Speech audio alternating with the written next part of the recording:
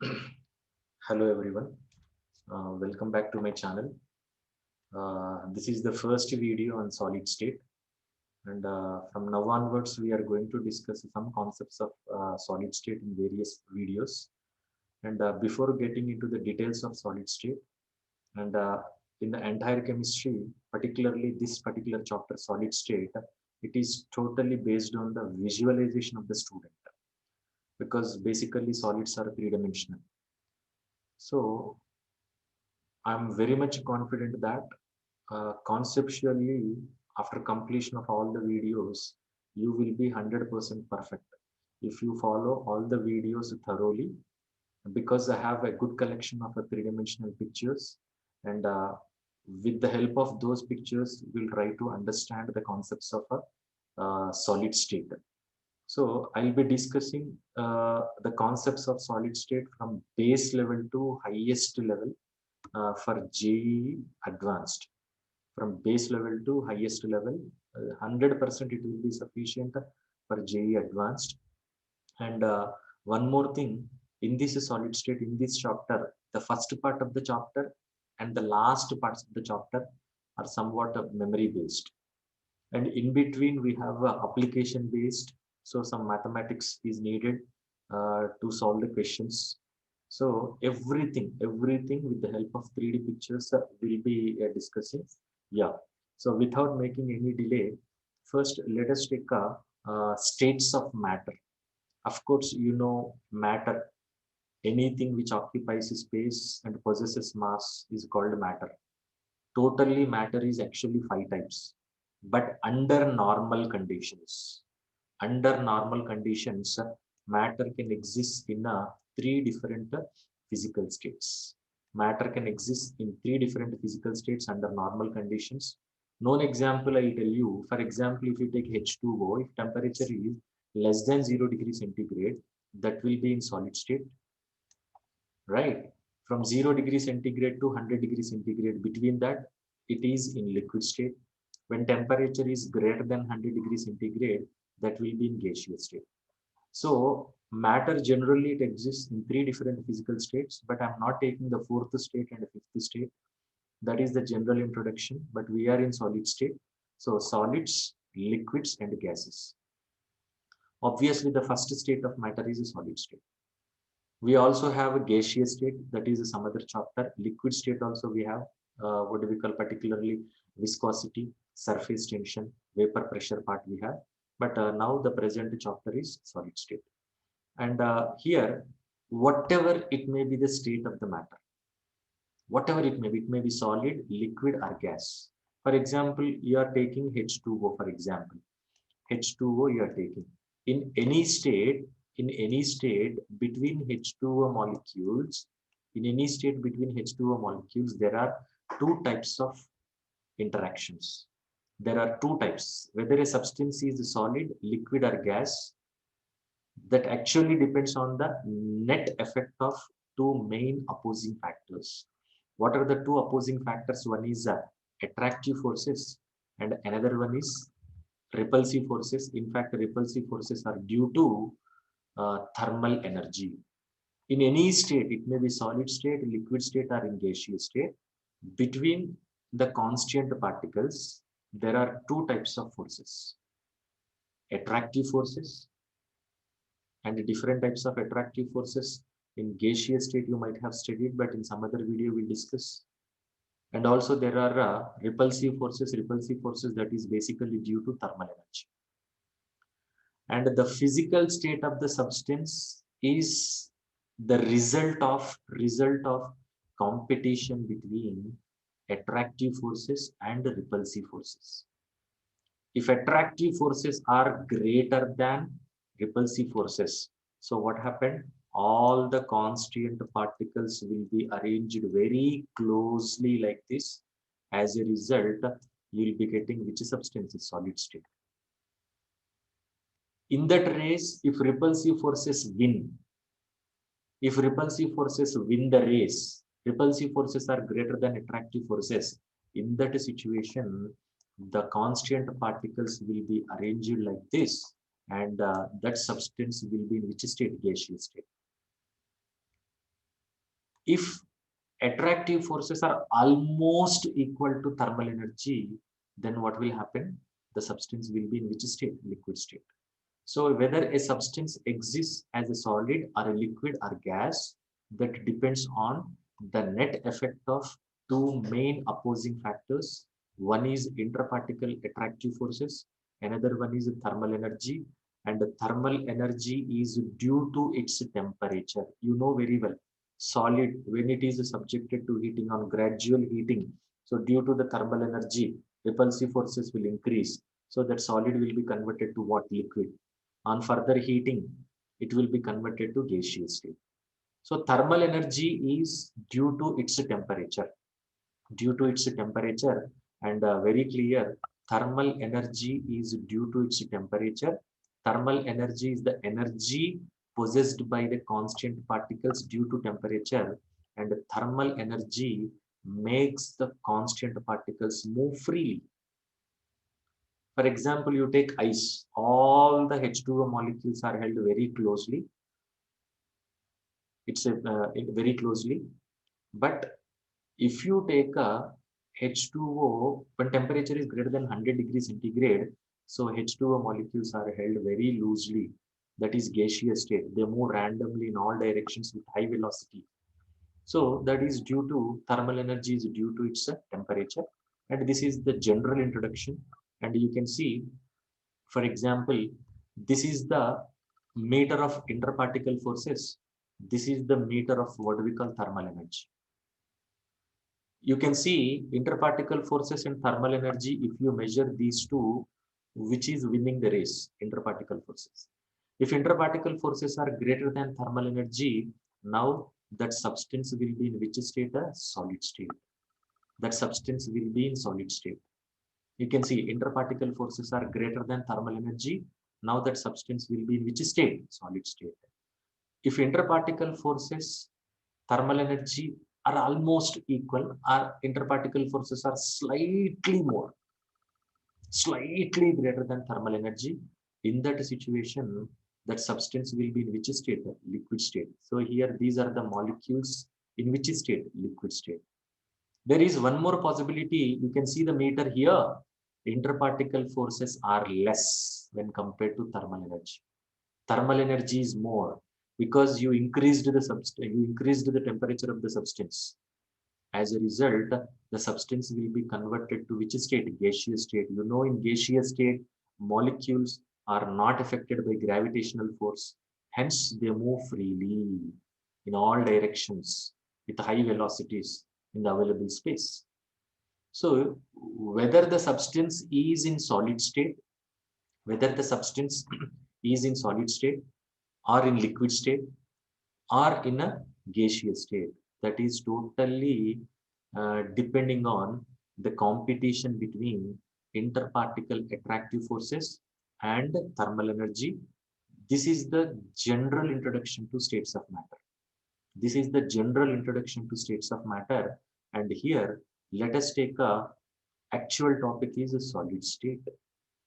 But I'll be making so many videos, short videos, so that wherever the student has the doubt, that particular video he can open and he can watch. But my suggestion, right from the beginning, each and every video, if you can watch, 100% conceptually, you will be, what do we call, 100% you'll be perfect. But with your mathematical knowledge and whatever the concept you understood, based on that, easily you can solve the problems. So let us take the characteristics of solid. General characteristics. You may have so many solids around us, right? They have definite mass. Solids have a definite mass. Yes, you can say 1 kg solid, 500 grams of solid, 2 kg solid. Yes, they have definite mass. They have definite volume. You can measure the volume of the solid. And also they have some shape. Bottle has one shape, pen has one shape, book has a different shape, table has different shape, pen has different shape. They have different shapes. So they have definite mass, volume, and shape. And intermolecular distances are short because in solid state, the molecules, due to high interparticle forces, the molecules are held closely. The molecules are held tightly. The particles are held tightly. Whatever the gaps you have in between, they are called intermolecular distances. We also call them as voids. They are short because the molecules are very close. No, obviously, intermolecular distances are short. Intermolecular forces are strong. I told you intermolecular forces are greater than thermal energy. Because of that reason only the substance is in which state? Solid state. And their constant particles. For example, if you're talking about ice, what are the constant particles? H2O molecules. If you're talking about sodium, what are the constant particles? Metal kernels. If you're talking about what do we call diamond, what are the constant particles? Carbon atoms, right? Their constant particles, it may be atoms, molecules, ions. If you are talking about sodium chloride, what are the constant particles? Ions. So their constant particles have fixed position. They are fixed at some places. They are not moving, but in gaseous state, they move. They are not affected by gravitational force. For example, if you take a, what do we call, oxygen gas into 10-liter vessel, they have the tendency to occupy the entire volume, 10 liters, because they are not affected by gravitational force. But in case of solids, so here the constant particles have fixed positions. They are at some fixed positions and they can only oscillate about their mean positions. From that fixed positions, they make some oscillations. They can make some oscillations, but they cannot move. They have some fixed places. That is a very important characteristic. And of course, I told you here, the intermolecular distances are short. Hence, even if you apply high pressure, they do not undergo compression. Hence, we can say solids are incompressible and rigid. But liquids are somewhat compressible. Gases are highly compressible. Because between gas molecules, you can see the gas molecules in a container, they are arranged like this. Intermolecular distances are large. If you apply high pressure, so what happened? The molecules of gas come close to each other. As a result, what will happen? So it undergoes compression. And the solids do not possess fluidity. Gases can flow, liquids can flow, but solids do not possess a fluidity. But in NCERT textbook also a very important observation is given. I'll make amorphous solids he talked about. We'll focus on that point. They have high density, correct only, because they have less volume. See, in case of a fixed amount of H2O I'm taking, in solid state, liquid state, and gaseous state. In solid state, due to high intermolecular forces, the mass present in unit volume will be more. Same amount I'm taking. 10 grams of ice, 10 grams of liquid water, 10 grams of water vapor. But in case of ice, the molecules are held very close. Because of that reason, the mass of substance present in unit volume is more. Hence, we can say solids have high density. And in solids, interparticle forces are very much stronger compared to thermal energy. Attractive forces are very much high when compared to repulsive forces. Because of that reason, all molecules or constant particles are held very closely. Because of that reason, they have definite shape, they have definite volume. Because of that close packing, they are not compressible. Because of that close packing, they are affected by gravitational force. Because of that close packing, they cannot move randomly in all directions. Only oscillations are possible. And these are, I told you already, interparticle distances. Simply holes, voids are small. So this particular page will help you not only in understanding the characteristics of solids, you have to feel it. You have to feel while attending this session or while listening to this video, you have to feel, okay, this is the characteristic property of solid. Like that, whenever you feel 100%, you can imbibe the subject. And most importantly, before closing this video, one more simple concept I have to take, that is the types of solids. types of solids. So solids are mainly classified into two types. They are crystalline solids. What's the next one? Amorphous solids. Crystalline solids and amorphous solids. But let me explain these crystalline solids and amorphous solids. Best example for crystalline solid, diamond. Best example for amorphous solid, glass. Glass. And here, most importantly, let us compare characteristics of crystalline solids and amorphous solids. So the basic understanding is very much important, particularly in mains kind of examination. There is a possibility for asking those questions also. So if you take some important characteristics of crystalline solids, so some important characteristics of crystalline solids, basic understanding is needed. See, these are the examples. In case of crystalline solids, they have systematic arrangement in the entire structure. So crystalline solids have systematic arrangement in the entire structure. We can see, for example, this is a crystalline solid. There are two types of particles, blue color particles and red color particles. You can see this portion of the solid, this portion of the solid. You can see this portion of the solid, this portion of the solid, this portion or this portion. The arrangement is the same. So they have systematic arrangement in the entire structure. Hence, they are said to possess long range order. That systematic arrangement is present in the entire structure. When a crystalline solid is cut with a sharp edged tool like knife, so you'll be getting the clean and plain surface. You can see the surface is not uneven. So you can see clean surface, plain surface, and they have sharp melting points. Not only long range order, they have sharp melting points because this portion, this portion, this portion, this portion, every portion is having the same type of arrangement. Obviously, every portion will melt at the same temperature. Therefore, they have sharp melting point. They do not undergo gradual melting. They do not undergo gradual melting. At a particular temperature, melting process will start. There, at the temperature, there is a dynamic equilibrium between solid phase and liquid phase. If anything slightly greater than melting temperature, the total solid will be converted to what? Liquid. And when a crystalline solid is cut, it is divided into what do we call clean and plain surfaces. And one more important property the student has to understand, anisotropy. Iso means same, aniso means not same. If you take, for example, this is the crystalline solid, and you see, I'm taking this particular direction. First, let me take this particular direction.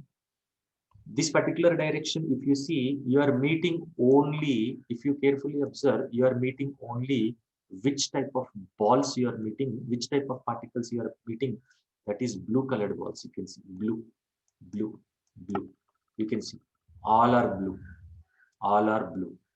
For example, instead of that, if you take this particular direction, if you take this particular direction, you are meeting blue, red, blue, red, blue, red, like this alternatively. One more direction, let me take like this. I'm taking here. What happened? Red, blue, red. Same, but the distance is less in this case. Here the distance is less, but here the distance is more. That means if you measure a physical property in this direction, in this direction, in this direction, the physical property is not same. If you measure the physical property in this direction, it has some value. In this direction, some other value. In this direction, some different value. Why? Because you see the arrangement of particles. See, the arrangement of particles is not same in all the directions. Hence, the physical properties, some physical properties are different. This particular phenomena is called anisotropy. Crystalline solids show anisotropy. Crystalline solids have a sharp melting point. Crystalline solids have long range order. And here crystalline solids are divided into clean and plain surfaces when cut with a sharp edged tool like a knife. But instead of this, If you take any amorphous solid instead of crystalline solid, if you take amorphous solid, the best example for amorphous solid is glass. But this is the theory, no problem. But let us understand the points, characteristic points of amorphous solids with the help of diagrams. I told you this is more of what do we call if I take some available figures, it will be easy for us. Yeah, the examples are glass, plastics, rubber. Now you see, if you take any amorphous solid, it is not having systematic arrangement in the entire structure. Amorphous solids do not have systematic arrangement in the entire structure. You see, for example, here, here you can see size of the ring. Here you can see size of the ring. Of course, here we have same kind of ring here also, but not in the entire solid, right? Those repeated identical structures are also scattered. You can see some type, something like this somewhere in the solid here also you can see. This is a different arrangement. Here we have different arrangement. And we can say these solids have short range order. They may have some repeated arrangement, but not in the entire solid at some places, and those portions are also scattered. Hence, these are said to have short range order. Short range order means the systematic arrangement is the same type of arrangement is not observed in the entire solid. That is not observed in the entire solid. But let us take some important properties. You can see this portion, this portion. You can see this portion, this portion, this portion, and this portion. They have different kinds of arrangement. Because of different kinds of arrangement, this portion may melt at 105. This portion may melt at 100 degrees centigrade. This portion may melt at 110 degrees centigrade. This portion may melt at 108 degrees centigrade. So what happened is, if the solid has same type of arrangement in the entire structure, every portion will melt at same temperature. But here different types of arrangement, and because of this, they do not melt at particular temperature, gradual melting. Gradual melting. Whenever temperature becomes 100, this portion of the solid started its melting. At 105, this portion. At 108, at this portion. At 110, this portion. Gradual melting. If you cut, for example, you take rubber only. Here you can see in the figure. If rubber is cut, definitely the surface is not plain. So here, the cleavage property, if you observe rough surface, the surface is uneven. It's not plain surface. And a very important thing, isotropy. Iso, same. So amorphous solids are isotropic. Why? Because, however, they are not having systematic arrangement in any of the direction. See, in this direction random, in this direction random, in this direction also random. Do you remember in that case, or in one direction we got only blue colored atoms. In some other direction, blue, red, blue, red, blue, red, like that. But however, in this, in any, almost random only. Same type of arrangement almost, because in every direction it is random. Hence, they have same physical properties in all directions. And the very, very, very important property you have to know about amorphous solids, and reading NCERT textbook line to line is very much important. On standing, some amorphous solids become crystalline. On standing, some, not all, some amorphous solids become crystalline, and they do not have definite heat of fusion because not sharp melting point. What do we call cleavage property, about short range order, long range order, about isotropic, anisotropic, and one more important point, like liquids, amorphous solids have a tendency to flow, but very, very slowly. These are the very important points generally students neglect. Generally, students neglect since it is a theory based, but every point is very much important. Every point is very much important. So, hence, sometimes these are also called pseudo solids, supercooled liquids. Because in the introduction itself, we said that solids solids do not have the property of flowing. They do not possess fluidity. But some amorphous solids, they have the tendency to flow, but the rate of flow is very, very less. Hence, because of this reason, these are said to be pseudo-solids and supercooled liquids. But in some other video, we'll talk about different types of crystalline solids. So slowly we'll go so that you will also get some interest. And the very important before closing this, some glass objects from ancient civilizations are found to become milky in appearance because of some crystallization. I told you, on standing, some amorphous solids become crystalline. So some glass objects of old buildings, if you take, they become milky in appearance. Why they become milky in appearance? Because of some sort of crystallization. And one more important point I just wanted to show, that is a property of fluidity. So if you observe what do we call a window glass of old buildings, see this is the window glass of old buildings.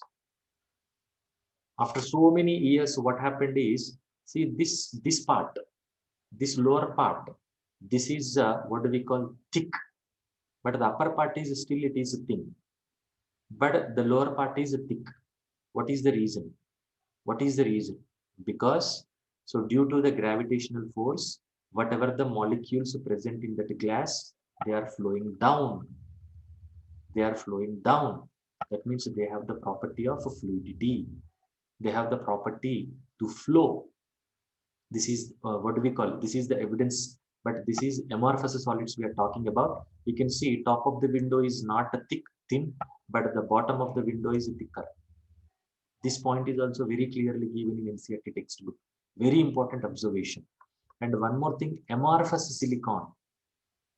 Silicon shows allotropy. Amorphous silicon, one of the best photovoltaic material available for conversion of sunlight into electricity. Solar cells. Photovoltaic material means solar cell. Light energy is converted to electrical energy. Very importantly, amorphous silicon is used. Amorphous silicon is used, what do we call, in the manufacture of that plate. So that is in solar cell. Solar cells, light energy is converted to electrical energy. And this is the end of this video. In the next video, we'll be discussing different types of crystalline solids. But don't forget, everything will be with three-dimensional figures. This is the end of the first video, the first part of solid state, and we'll meet in the second video. Thank you very much.